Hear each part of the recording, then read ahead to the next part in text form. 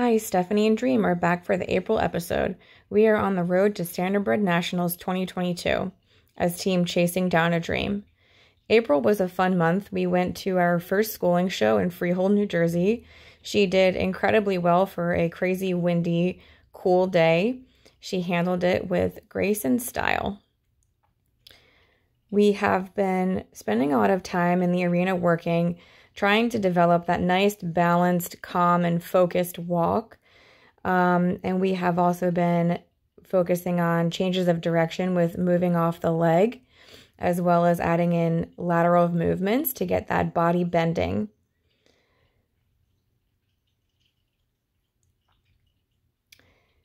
We have been building up a solid foundation on all of those other gaits since they are going to help us to develop a very solid canter, doing lots of circles and bending, trying to make sure that she is soft and moving her body and not being rigid.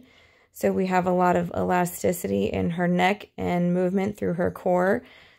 And we also still work on halting to keep her on her toes, make sure she's paying attention, as well as turning on the haunches to teach her to load behind and free up her front end.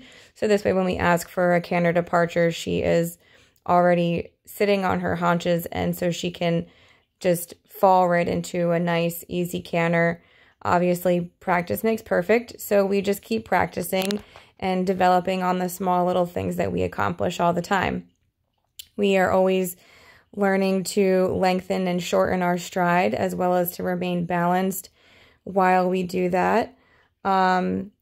Softness is always key, and willingness. We also want to make sure that she is calm and relaxed and happy with what she's doing, because we want her to also remain calm and relaxed in the canter when we get there. And always working on lots of different things, never always doing the same thing over and over again.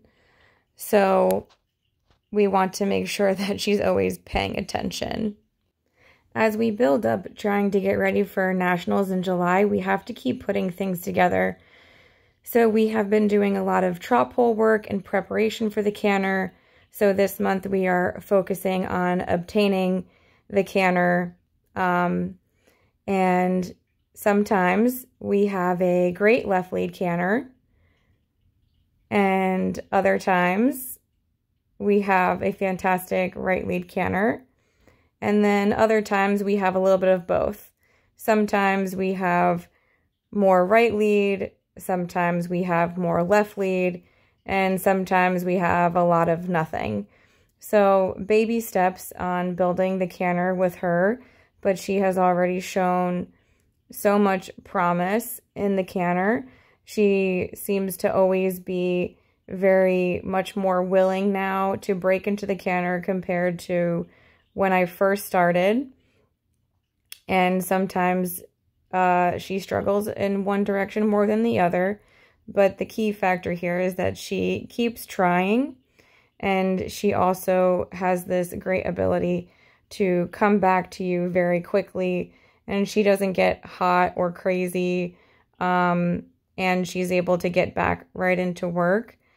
And she tries very hard, which I have to appreciate a lot. And I almost run into a camera a couple times. So, you know, sometimes some great canter sessions turned into a quick emergency. We need to stop going into that direction so I don't run over my camera. But she just keeps trying and trying and trying. It really just makes you appreciate her so much more. But it's not always about being in the arena and working all the time. You gotta have fun.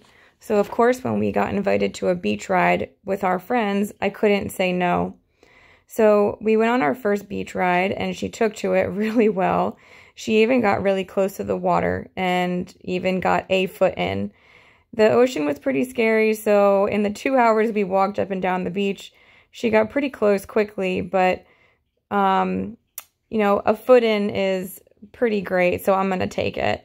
I was really thrilled with her willingness to try instead of bolting off into the sand dunes, and she stood perfectly tied to the trailer, We had a great time enjoying our lunch with our friends.